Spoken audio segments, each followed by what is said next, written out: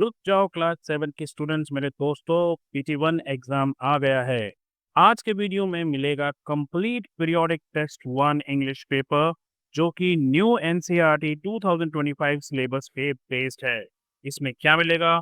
Most expected questions, the day the river spoke, try again और 3 days to see जैसे chapter से reading section, grammar, answers, questions. ये video class 7 के students, teachers और parents सबके लिए हेल्पफुल होगा। बस एक नोटबुक ले लीजिए और शुरू हो जाओ फुल मार्क्स की तैयारी के साथ। Let us start with section A, reading comprehension. Read the passage and answer the following questions. तो यहाँ पर क्या है? King Bruce of Scotland flung himself down in despair. He had tried again and again to do a great deed but had failed. Just then a spider began climbing up to its web. It slipped and fell several times but kept climbing back. Finally, after 9 brave attempts, it reached its cobweb. Inspired by the spider's determination, King Bruce decided not to give up either. तो Scotland के जो king Bruce थे वो काफ़ी निराश थे, निराशा में डूबे हुए थे और वो काफ़ी कोशिशों के बाद भी जो है अपने वतन के लिए, अपने देश के लिए कुछ ख़ास नहीं कर पा रहे थे अपने लोगों के लिए। तभी उनको एक स्पाइडर दिखता है जो ऊपर की तरफ जाने की कोशिश कर रहा है, अपने घर की तरफ जाने की कोशिश कर रहा है, वेब की तरफ। और वो कई बार फिसलता है लेकिन वो कभी हार नहीं मानता और बार-बार ऊपर चढ़ने की कोशिश करता है और 9 ब्रेव अटेम्प्ट्स के बाद फाइनली वो अपने मंज़िल तक पहुँच जाता है। इससे इंस्पायर होते हैं किंग ब्रूस और वो कहते हैं कि अगर एक स्पाइडर में इतना डिटर्मिनेशन हो सकता है, तो फिर वो इतनी जल्दी हार क्यों मान रही हैं? चलिए इसके क्वेश्चंस के आंसर्स देख लेते हैं। What emotion did king Bruce fee feel initially? Initially कैसा था? जॉय था, डिस्पेयर था, प्राइड था या कॉन्फिडेंस था? तो वो इनिशियली तो निराश थे, despair. Second is what lesson did the king learn from the spider? Spider से क्या सीखा? Spiders are hard working, it is better to give up than try, we should be fearful या keep trying till you succeed. तो spider से सीखा था कि तब तक हार मत मानो जब तक कि सक्सेस ना मिल जाए। How many time did the spider attempt to reach its web? कितनी कोशिश की थी उसने, कितनी बार कोशिश की थी? 5, 7, 9 और 10। तो उसने 9 बार कोशिश की थी। 4, what was the great deed king Bruce wanted to achieve? वो क्या हासिल करना चाहते थे? क्या था उनके लिए कि मैं क्या करूं अपने देश के लिए या दुनिया के लिए, दोस्तों के लिए, लोगों के लिए? Writing a poem, building a palace, अपना खुद का महल बनाना चाहते थे, winning a battle for his people या क्लाइंबिंग अ माउंटेन? तो वो अपने लोगों के लिए जंग जीतना चाहते थे। Fifth is what is the central idea of this passage? इस पैसेज का मुख्य उद्देश्य, मुख्य आइडिया क्या है? Failure should not stop us, animals are smarter, kings often get tired या डिस्पेयर इज अनअवॉइडेबल। मतलब हम निराशा से कभी बच नहीं सकते। तो एक्चुअली इसका जो मीनिंग है वो है कि फेलियर से हमें कभी भी निराश होकर बैठ नहीं जाना चाहिए, हार नहीं माननी है। Sixth is what does the spider symbolize in the story? Spider क्या दिखाता है, दर्शाता है? लेज़ीनेस है, फ़ियर है, डिटर्मिनेशन है या मैजिक है? तो उससे हमें डिटर्मिनेशन सीखने को मिलता है। Next is seventh, what did the king why did the king change his mind? उसने अपना माइंड क्यों बदला? Because the spider made him laugh, spider ने उसको हँसाया। Because the spider inspired him, उसने इंस्पायर किया। Because he got a letter, because he saw a dream. तो क्योंकि जो स्पाइडर था उसने इंस्पायर किया राजा को, इसलिए वो अपना माइंड चेंज कर पाया। Eighth is what does the word deed mean in the passage? Deed का मतलब क्या है? वेपन है, ड्रीम है, टास्क है या मैसेज है? तो डीड का मतलब है टास्क, जो वो करना चाहता था। Which poetic device is used when the spider is compared to king Bruce struggle? तो जब भी हम कोई कंपैरिजन इस तरीके से करते हैं दो चीजों के बीच में, तो दैट इज कॉल्ड मेटाफर कहेंगे, सिमिली कहेंगे, एलिट्रेशन कहेंगे या पर्सोनिफिकेशन कहेंगे। दैट इज एक्चुअली मेटाफर होता है वो। 10th is which line shows the change in king Bruce attitude? कौन सी लाइन थी? He flung himself down in despair, ये तो निराशा दिखा रहा है। He conquered and why shouldn't I was a long way up, oh say will he lose or win it? तो ये जो लाइन है ना, he conquered and why shouldn't I, अगर ये जीत सकता है तो मैं क्यों नहीं जीत सकता? So I think the correct answer here is B. तो ये हो गए आपके 10 एमसीक्यूज। अब हम चलेंगे section be writing and grammar की तरफ। और इसमें सबसे पहले क्वेश्चन जो दोस्तों आपको मिला है वो है राइटिंग पार्ट का। Write a letter to your cousin on how you plan to overcome any difficult situation, also advise not to quit और persevere। तो यहाँ पर आपको अपने कज़न को एक लेटर लिखना है जिसमें आप उनको ये बताओगे कि आपने किस तरीके से कभी किसी डिफ़िकल्ट सिचुएशन से बाहर निकले हो और उसको एडवाइस करना है कि वो क्विट ना करे। इसी के साथ और में क्या है, ये 4 मार्क का क्वेश्चन है। You are school captain, write a notice in about 50 words about the annual health check up for students of grade 6 to 8। Remind students to collect their health checkup cards from the class teacher. Include all the necessary details about their time and venue। अब ये दोनों चीज़ें important है, इसलिए important है क्योंकि इनका जो मेंशन है ये आपकी टेक्स्ट बुक के अंदर मेंशन है दोस्तों। तो बहुत हद तक चांसेस हैं कि इन ये जो है आपके एग्जाम में डेफिनेटली आने चाहिए। चलिए पहले बात करते हैं लेटर की। तो यहाँ पर हम लिख रहे हैं लेटर रिया को। Dear Riya, I hope you are doing well. I wanted to share something important with you. Sometimes we all face difficult times, but instead of quitting, हार मानने की बजाय, I plan to stay calm and try again and again. Like the spider in King Bruce story. I will keep trying until I succeed. मैं तब तक हार नहीं मानूंगी, तब तक मैं सक्सेस को पाना लूँ। You should also remember to never give up. Believe in yourself and keep going. Hard work always pays off. With love, your cousin Aarav. तो ये लेटर हमने आरव की तरफ से रिया को लिखा है। दूसरी की बात करते हैं हम दोस्तों। दूसरा था एक नोटिस लिखना है हमें, तो ये रहा नोटिस, आप इसको देखिए। पीएम श्री केंद्रीय विद्यालय नोटिस आ गया, डेट हमने डाल दी, सब्जेक्ट हमने लिख दिया annual health checkup for grade 6 to 8। लिखा क्या है मेन बॉडी में, the annual health checkup for students of grades 6 to 8 will be held on 5th July 2025 from 9 AM to 12:30 PM। Date mention कर दी, टाइम मेंशन कर दिया, किस class के लिए ये भी मेंशन कर दिया। इन द स्कूल ऑडिटोरियम, कहाँ होगा ये भी मेंशन कर दिया। All the students must collect their health checkup card from their class teacher by 3rd July. तो 3 तारीख तक आप जो है हेल्थ कार्ड अपने टीचर से लीजिए। शुभांगी साहू है, ये हमारी स्कूल की कैप्टन है, तो हमने एक शुभांगी साहू को एग्जाम्पल के लिए लिया है। नेक्स्ट है fill in the blanks with correct preposition. Preposition का हमें यहाँ पर इन्होंने एग्जांपल में ऑप्शन में हमें दे रखा है। Janvi takes the river's advice and goes to school on her first day dash school Janvi stood nervously. तो यहाँ पर है एट, इन या ऑन, तो एट स्कूल, इन स्कूल या ऑन स्कूल। तो ऑन स्कूल तो बिल्कुल भी नहीं आएगा। अब एट और इनमें से आपको डिसाइड करना है। तो जानवी जो है उसने रिवर की एडवाइस ली and she goes to school on her first day at school. यहाँ पर एट आना चाहिए। टी जानवी स्टूड नर्वसली, वो कहीं एक पर्टिकुलर जगह पर खड़ी थी, इसलिए यहाँ पर एट आएगा। Second is the spider climbed slowly dash the wall, on the wall, over the wall, up the wall या बाय द वॉल। तो अगर आप सोच रहे हो कि यहाँ पर ऑन द वॉल आएगा, I am sorry dear, on the wall नहीं आएगा, वो क्लाइम कर रहा है, तो correct answer is up the wall. Third is fill in the blank with a suitable adverb. Adverb वो शब्द होता है, वर्ड होता है जो वर्ब को क्वालिफाई करे, काम जो है वो कैसा हो रहा है। जैसे फॉर एग्जाम्पल यहाँ पर है द हेलीकॉप्टर वॉज होवरिंग। तो होवरिंग मतलब वो ऊपर ऊपर जो है ऐसे उड़ रहा है, ठीक है। तो इस तरीके से जो होवर कर रहा है ये आपका वर्ब है। तो इसकी खासियत बतानी है हमें। अब वो होवर कर रहा है, कैसे कर रहा है, हो सकता है वो स्लोली होवर कर रहा हो, राइट। तो आप यहाँ पर लिख सकते हैं slowly, the helicopter was hovering slowly, या लो भी आ सकता है, नीचे की तरफ होवर कर रहा था वो। तो आप यहाँ पर स्लोली और लो दोनों में से कुछ भी लिख सकते हैं। Fourth is underline the verb, या अगर जाता है तो verbs to and identify the tense form.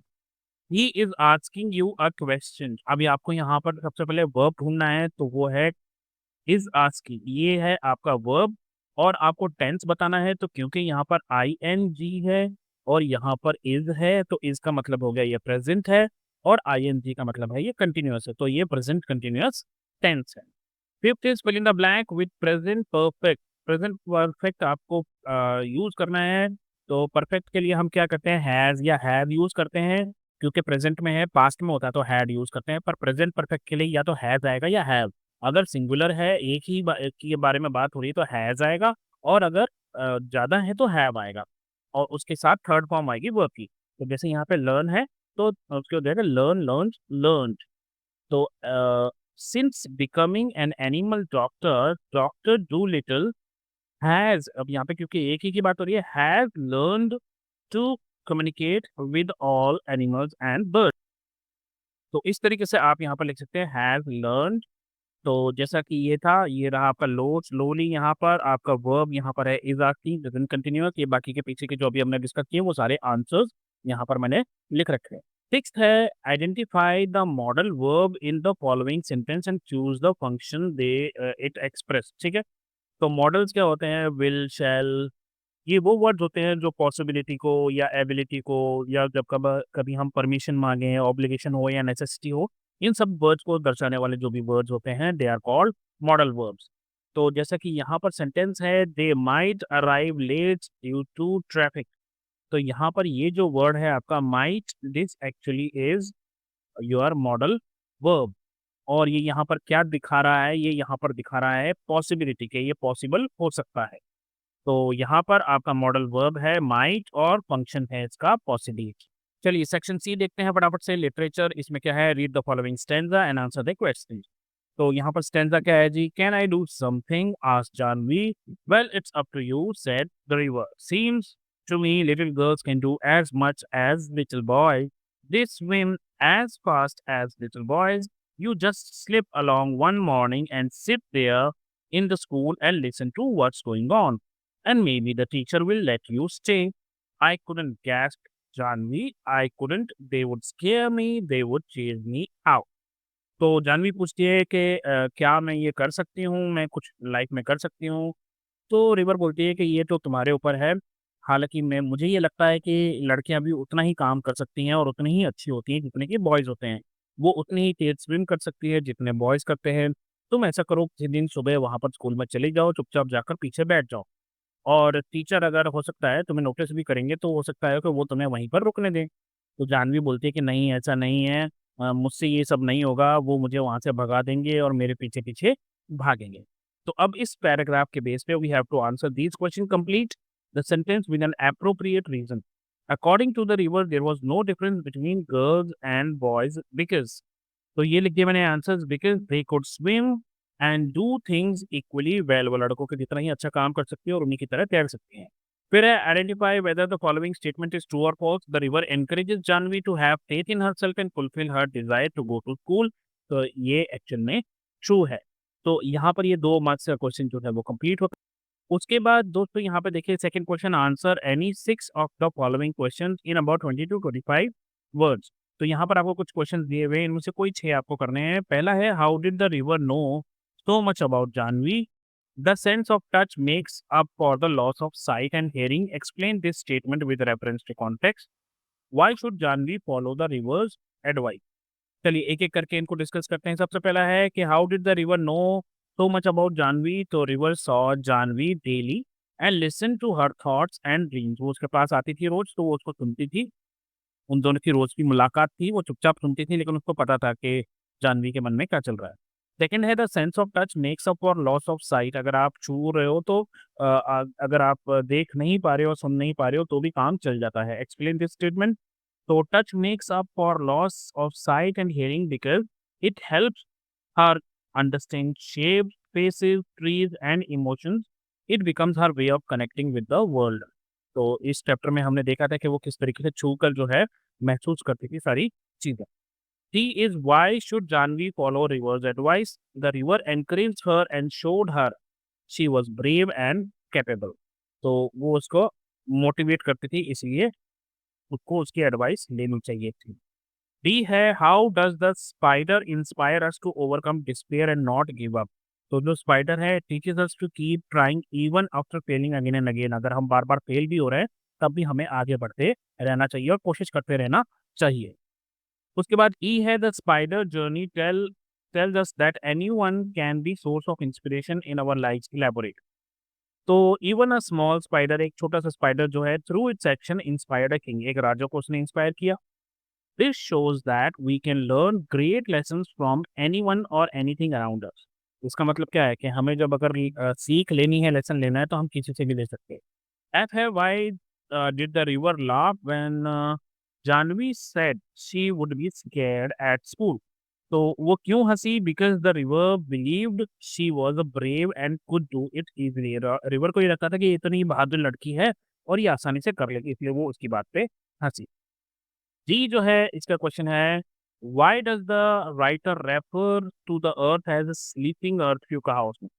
तो विंटर्स में ट्रीज एंड प्लांट जो है rest quietly like they are sleeping, बिल्कुल शोर शराबा नहीं होता। She meant that everything is calm and still at night और ड्यूरिंग विंटर। तो हर चीज जो है बहुत शांत होती है, इसलिए ऐसा लगता है जैसे it is like sleeping earth. H is the poem teaches us that failures are stepping stones to success. इसका क्या मतलब है, ये हमें बताना है। Every time we fail and learn from it we move closer to success. जैसे भी जब भी हम फेल होते हैं तो हम उससे कुछ ना कुछ सीखते हैं, और जब हम सीखते हैं तब हम बेहतर बनते हैं और सक्सेस के ज़्यादा करीब पहुंच जाते हैं। The spider failed 9 times but succeeded the 10th time, showing us that failure is a part of success. अगर वो 8th टाइम पे रुक गया होता सोचो तो वो कभी ऊपर पहुंचता ही नहीं। वो 9 बार फेल होकर भी 10वीं बार जब उसने कोशिश की एंड इट वेंट थ्रू। तो ये सारे क्वेश्चन डिस्कस करने के बाद चलिए आगे बढ़ते हैं, देखते हैं क्या है। Next question is answer the following question in about 30 to 40 words any one. That means there is an or in this. Write the summary of the poem, try again. या तो समरी लिखनी है इसकी, or you have to read the extract and given below and answer the questions that follow. तो या तो आपको फिर ये पढ़ के और इसके नीचे जो क्वेश्चंस होंगे उसको आपको आंसर करना है। चलिए पहले बात करते हैं ट्राई अगेन पोएम की। तो ये है, king Bruce of Scotland was very sad because he wanted to do something great for his people, but he kept failing again and again. One day when he was feeling hopeless, he saw a spider trying to climb up to its web on the ceiling. The spider kept falling down but did not give up. It tried 9 times and each time it fell. It started climbing again. Finally, on the 10th attempt, the spider reached its web. Seeing the spider's courage and hard work, King Bruce felt inspired. He decided to try again to win for his people, and this time he succeeded. तो अगर आप इसको और short करना चाहें तो आप ये फर्स्ट लाइन लिख लीजिए, ठीक है? उसके बाद ये सेकंड लाइन लिख लीजिए। और one day when he was feeling hopeless he saw a spider, यहाँ से failing down 9 times but on the 10th attempt it the spider reach its web. तो यहाँ से आप 2-3 लाइनें यहाँ से कम कर सकते हो और ये छोटा हो जाएगा। आइए देखें और में क्या है इसका। तो रीड करते हैं एक्सट्रैक्ट को। I feel the delicate symmetry of a leaf, I pass my hands lovingly about the smooth skin of a silver bird or the rough shaggy bark of a pine. In spring I touch the branches of trees hopefully in search of a bird, the first sign of awakening nature after her winter sleep. Occasionally I am very fortunate. I place my hand gently on a small tree and I feel the happy quiver of bird in full song. तो इस paragraph का मतलब क्या है? मैं पत्ते की नाजुक बनावट को महसूस करती हूँ। मैं अपने हाथों से प्यार से चांदी जैसे चमकीले बर्च, जो कि एक तरह का ट्री है, कि चिकनी त्वचा को, या फिर जो पाइन जिसे चीड़ का पेड़ भी कहते हैं, की खुरदरी और रूखी छाल को छूती हूँ। बसंत ऋतु में मैं आशा से पेड़ों की टहनियों को छूती हूँ ताकि किसी कली को, बर्ड को महसूस कर सकूं, जो सर्दियों की नींद के बाद जागती है, यानी कि नेचर को जागने का पहला संकेत है ये। कभी-कभी मैं बहुत सौभाग्यशाली फ़ील करती हूँ। मैं धीरे से किसी छोटे पेड़ पर हाथ रखती हूँ और उस पर बैठी चिड़िया को खुश होकर गाते समय होने वाली जो हल्की-हल्की कंपन है उसको महसूस कर सकती हूँ। चलिए, बात करते हैं अब इसके क्वेश्चन आंसर्स की। तो पहला क्वेश्चन है इसका, what does the delicate symmetry of a leaf symbolise? क्या मतलब है डेलिकेट सिमेट्री ऑफ लीफ का? तो इसका मतलब हो सकता है कि the beauty and balance in nature. Nature में जो है वो किस तरीके से ब्यूटी और बैलेंस दोनों है। List 2 phrases from the extract that describe the texture of objects in nature। तो इस पैराग्राफ में 2 चीज़ें हैं, एक तो smooth skin of a silver birch यहाँ पर, ये वाला, और दूसरा है rough shaggy bark of a pine. ये दोनों चीज़ें जो है यहाँ पर आप लिख सकते हैं। थर्ड वन है complete the sentence appropriately the phrase awakening nature after her winter sleep. इसका क्या मतलब है? तो इसका मतलब है कि नेचर जो है वो फिर से अलाइव हो रही है, फिर से एक्टिव हो रही है स्प्रिंग में, सर्दियों के बाद। फोर्थ है what is the tone of the writer in this extract. Nostalgic है, वो पुरानी बातें याद कर रही है, प्राउड है, एडमायरिंग है या सेलिब्रेटरी है। तो वो जो है एडमायर कर रही है, प्रशंसा कर रही है। अब इन तीनों के आंसर्स मैं आपको लिखे मैं दिखाता हूँ। ये देखिए, आप यहाँ से इस तरीके से आंसर लिख सकते हो, the beauty and balance in nature, smooth skin of silver birch and rough Shaggy bark of a pine, or the phrase awakening nature after her winter sleep refers to nature becoming alive and active again in spring। और admiring आ गया आपका ये। पहुंच गए हम आखिरी पड़ाव पर, स्पेलिंग्स। यहाँ पर आपको 4 क्वेश्चन दिए हैं आधे आधे नंबर के, फटाफट से इसको करते हैं। Fill in the blank. She is a dash brave girl, true brave girl और ट्रूली ब्रेव गर्ल। तो I think truly brave girl is more appropriate। Second is circle the correct spelled word, जिसकी correct spelling है inspire, inspire, inspire. So the correct spelling is I think the first one. Third is make a compound word starting with fun. Compound word कैसे होते हैं? जैसे लिखा होता है ना ब्लैक बोर्ड, ब्लैक और बोर्ड दोनों मिलके, that is called a compound word. तो यहाँ पर आपको फन से स्टार्ट करना है, तो आप यहाँ पर लिख सकते हो fun fair, right? Fun fair लिख सकते हो। और भी अगर आपके कोई मन में आ रहा हो, जैसे फनलैंड भी हो सकता है, फनलैंड आप यहाँ पर लिख सकते हो। फोर्थ है complete the spelling a small seedless raisin. किशमिश को हम क्या कहते हैं? We call it as currant. तो उसकी स्पेलिंग होती है CURRANT। मैं आपको इसके आंसर्स लिख के दिखाता हूँ एक बार। इस तरीके से आप देख सकते हो, पहला है ट्रूली, सेकंड है इंस्पायर, फिर है फन फेयर या फनलैंड और ये है करंट। तो इसी के साथ दोस्तों आपका पेपर यहीं पर कंप्लीट होता है। आई होप आपको मज़ा आया होगा, समझ में आया होगा, तैयारी हुई होगी। तो अभी के लिए बस इतना ही। अपना ध्यान रखिए, मम्मी पापा का कहना माने, और जब भी कोई प्रॉब्लम हो तो नॉक कीजिए और बोलिए हेलो अध्यापक, take care, bye bye, have fun, all the best.